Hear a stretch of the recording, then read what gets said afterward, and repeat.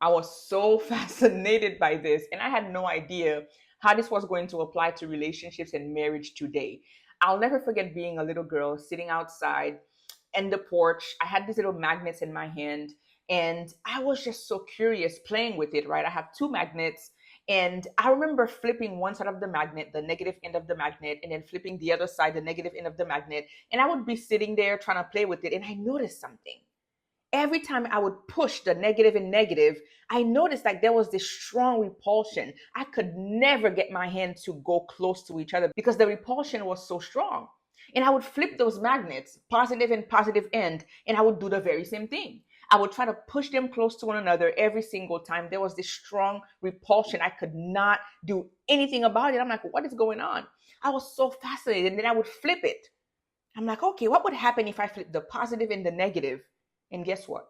The moment I would flip it, here was the positive side and here was the negative side. You know what's interesting? I wouldn't have to do a thing. All I had to do was just put them right here, and my hands would naturally just draw together with no effort, with no push. It was natural. And I realized a lot of people don't understand, a lot of women don't understand the power of their feminine energy when it comes to relationship, right? What I just shared with you is number one. A lot of women are operating with feminism mindset. They believe I want to do it all. Men and women equal power. But I get that, but they fail to understand the power and depth of femininity. A lot of women think femininity is weakness. They think it's people walking all over them. They think it's just a matter of being a doormat and they don't have a voice. And so they're gravitating towards feminism. But when we look at the magnet, I think nature is trying to tell us something here, right? If the feminine energy, the positive end of the magnet, is so powerful enough to draw in the negative end of the magnet, which is the opposite end, if they can draw each other, then there's power in both. And one of the reasons why a lot of marriages are failing today is because a lot of people don't understand how that power works. They have been brainwashed to believe that their feminine power is a weakness. And they enter these marriages and they're realizing, wow, why is everything falling apart? Why is my husband repulsed? Because there can only be a negative and a positive. If you as a woman, you're operating in your masculine energy and your husband naturally shows up in his masculine energy, you're going to automatically repulse this man. Vice versa. A man who is operating with his feminine energy. And what's interesting is that a lot of women, a lot of men, they think masculine energy and feminine energy has to do with their looks. I could be the most feminine looking woman, hair's done, perfume, nails done, makeup done, and I open my mouth and I operate in my very deepest masculine energy because it's how I show up to my spouse, to your friends, to your team. But for the sake of this video, we're going to talk about marriages, right? And so I want you to continuously think about, the power of the magnet. You as a woman, when you understand what your femininity looks like, I'm telling you, it's going to change the trajectory of your marriage and your relationship. You have to understand how to take the masculine hat off. And I get it. A lot of us, we're in boss positions and we're leading teams and we're running businesses. But do you know how to take that hat off when you enter into your home? Because somebody has to be operating in the masculine. It can't be the both of you. And vice versa. If you're naturally the kind of a person who take the lead, and you probably notice that your husband has probably fallen back in his feminine energy. He's more laid back. He's not making decisions anymore. And the dynamic is off in the relationship. And I understand that in this society that has created this false narrative that women are supposed to be equal to men. But then it has created this unbalance in relationships and marriages, right? God has created relationships a certain way for a reason. And we have the Bible as a blueprint. And a lot of time we don't even tap into it if you're a believer. And even if you're not a believer watching this, everything I'm about to share going forward is still going to apply to you. Okay, so that's number one. There's misalignment in the marriage. Women don't understand the true power of their femininity. Men as well, they feel as if their wives, a lot of men that I've encountered as I work with couples, okay, I see this a lot, where the husband complains, where my wife, she's taking all the lead in the relationship and they leave no room for the men to show up. And we're going to dive into that a little deeper, right? The way you show up, the way you speak to him, and vice versa too. Okay, I'm going to share some things with the men as well. It's not just for the women because relationships take two. It takes two to tango. And I like to go deeper and say it takes three. Because if you're a believer, you want the Holy Spirit in this thing in order for it to work anyway. But relationships are two free-willed people coming together to make it work. Again, two free-willed people. So you want to make sure that you're both operating with the mindset, bringing forth a certain aspect to the relationship so that there's a deep connection. Otherwise, things are going to fall apart. So that's number one. There's misalignment. A lot of men has fallen back to the feminine. They're not leading, they're not providing, they're not protecting, or maybe they're providing but they're not leading because their wives maybe show up with a lot of that masculine energy. They're the one taking all the lead, and it creates this unbalance, and you butting head all the time. You're having conflict all the time because we haven't yet realigned ourselves to what it should be. And there's a reason why. I'm not blaming you ladies, I'm not blaming you gentlemen, because society plays a big role, and there's also other factors that plays a role which I'm going to share, but that's number one. Number two, if you're a believer, okay, this episode is about doing it God's way, is that there's a lack of submission to Christ. Okay, there's a lack of submission. And what do I mean by this, right? A lot of people hear the word submission and they think, oh, okay, here goes the doormat again. Here goes her telling me that my husband needs to walk all over me. Here goes submission, meaning I have to obey as if I'm a child. That's not what submission is. I'm going to read to you the definition of submission according to the Bible. It's a voluntary, meaning you volunteer to submit. It's not something that's forced upon you. Okay? When we think about the whole concept of free will, God gave us salvation, but he didn't force it upon us. So how much more so do you think God would force submission in your marriage? It's a choice that you get to make as a woman. It's a voluntary attitude of giving in. It's a choice. It's never forced. So you as a woman make the decision that I'm going to submit. Okay, so let's start there. Let's understand it's not dictatorship. It's not your husband walking all over you. You're making the choice to submit. And I'm going to share some things with you as to what will make this easy. Okay, first of all, it's a choice. But also, too, is the husband submitting to Christ, right? So if as a woman, you are making the choice to submit to Christ. I'm making a choice to submit my will, submit my flesh, submit my decisions. And guess what, ladies? This starts in singleness. If you are single as a man or woman watching this, and you have been living by your flesh, by your own desires, by your own decision, it's going to be hard for you to make a decision to submit, which is to give in a marriage. If you couldn't even do it with Christ, where you submit your flesh, your decision, your will to Christ, okay, Lord, what do you want me to do? I have this feeling, I have this desire, I desire this, but what do you say? What do you want? Because I know you know what's best for me. Like if you haven't mastered that in your single days and now you're in a relationship, you're married, it's going to be much more difficult for you to walk that submission because you haven't practiced it. Everything you practice becomes easier. In a marriage, submission to Christ looks like the wife always going to God. Like, God, what do you want? What do I do? What's best for me to do here, right? And same for the husband. Him being submitted to Christ, him being able to go to God. Okay, Lord, I have this leadership role here. I'm supposed to lead our home. I'm supposed to lead our kids, but I'm not doing it by my own might. I need you, Holy Spirit, to show me. Like, what's the best decision I should make here? When both, because remember, two free-willed individuals, when both the husband and wife have the lifestyle of always going to Holy Spirit, asking Holy Spirit to show them what the best decision is, the best action, how to operate. Well, guess what? The Holy Spirit will never create division.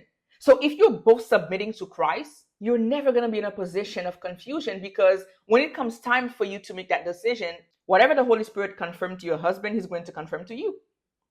So that submission is really creating harmony in your relationship because he's really the head of the relationship. So that's the first thing I often notice, right? A lot of people are not led by God. They're not led by the Holy Spirit. They're led by their flesh. They're led by their own desires. They're led by what they want. And no wonder marriages are falling apart today. Okay? So it's like your flesh is more in control than your spirit. And again, God's never going to force you. It's you who has to submit that. Okay? Number 3, a lack of submission to one another. Ephesians 5 verse 21 says, and further, okay, and this is all about a spirit-guided relationship. Spirit-guided. Not men-guided, not wife-guided, not husband-guided, Holy Spirit-guided marriages. This is how it works. It says, submit to one another out of reverence for Christ. I'm going to read that again. Submit to one another. A lot of people think marriage is just about the wife submitting to the husband. It's about submitting to one another. Okay? First you submit to Christ, then you submit to one another. Yes, there's hierarchy. Okay? There's hierarchy. There's the Holy Spirit. Okay? There's the husband. Yes.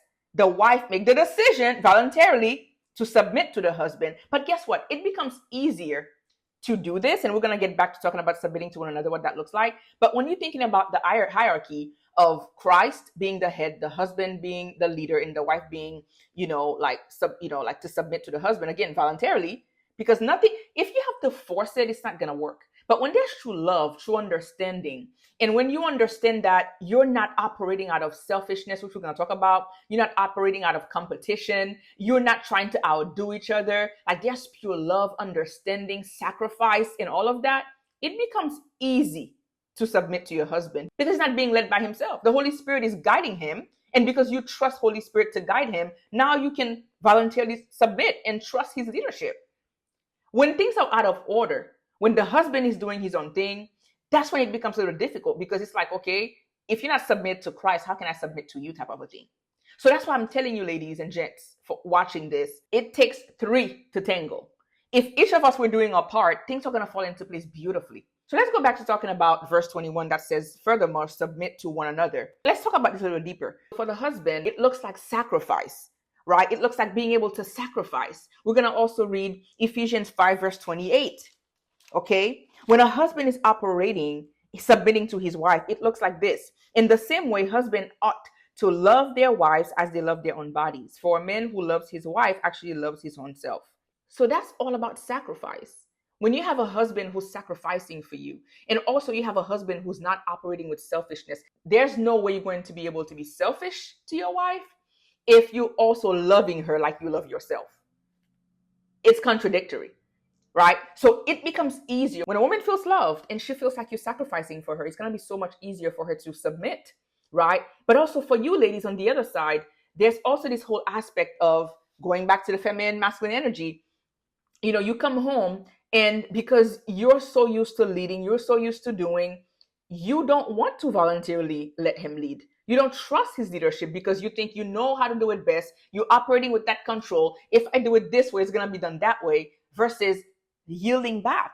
So here goes that masculine energy showing up again where you want to lead because you feel like you know what's best.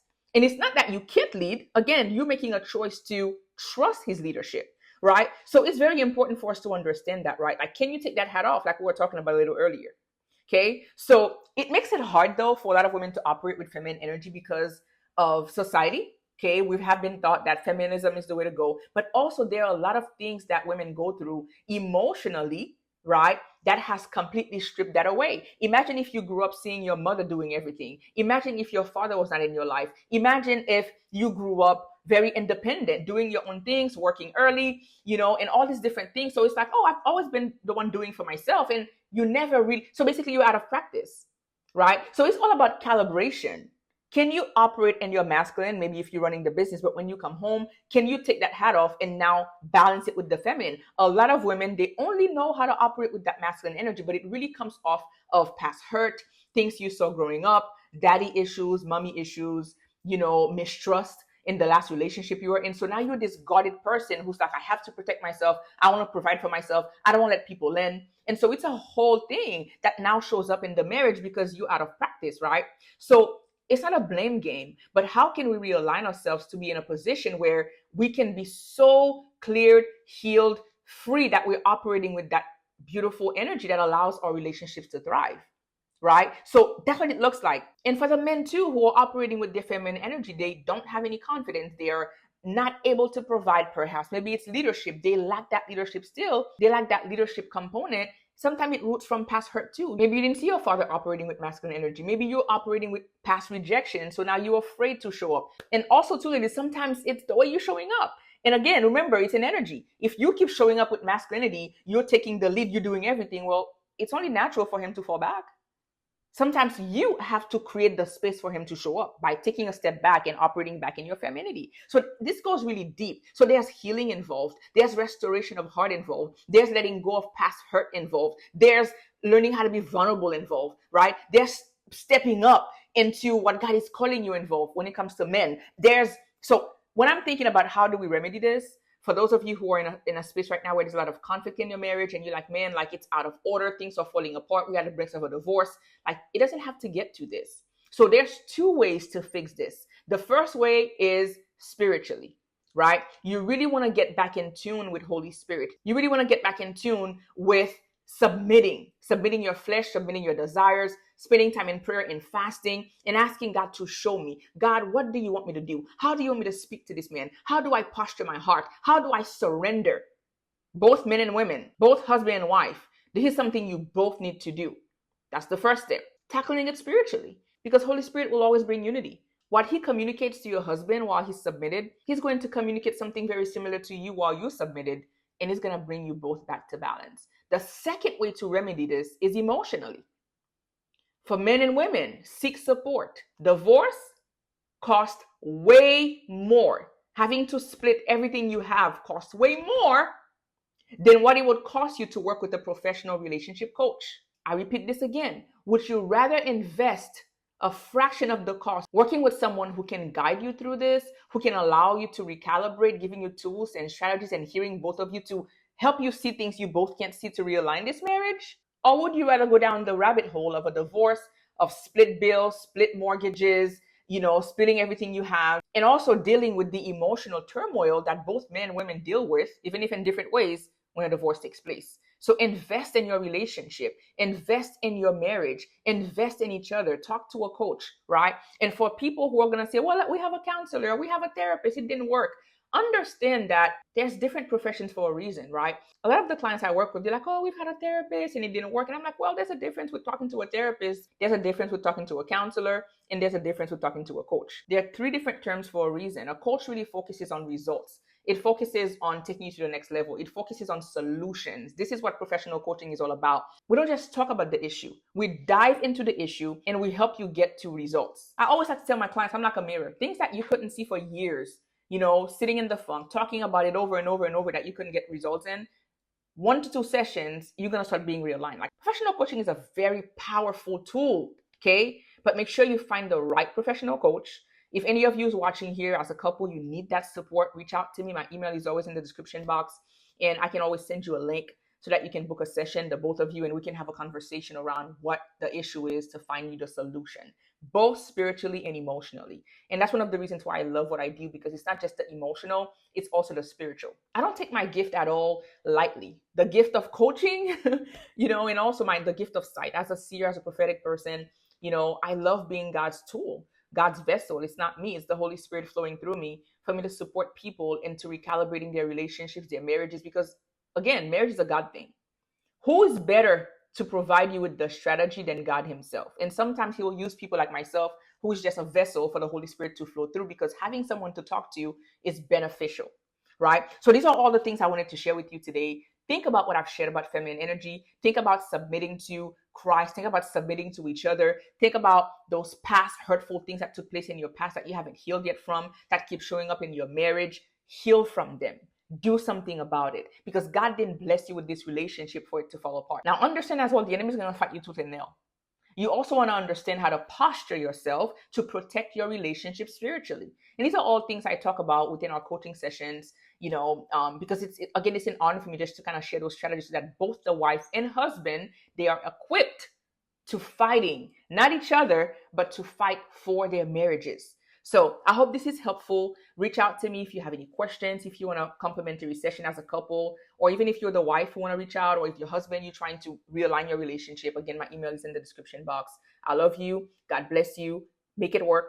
Don't let your relationship fall to the ground. The enemy's fighting you. Don't fight each other. Seek Christ and also seek emotional support. If this episode was helpful to you, make sure you subscribe to our channel, because a lot of you watch, but you forget to subscribe so you can be notified of our next videos. And also like this video, because it costs you nothing. And also it allows us to continue to create content like this one that's going to be very helpful to other couples like yourselves. God bless you. Until next episode.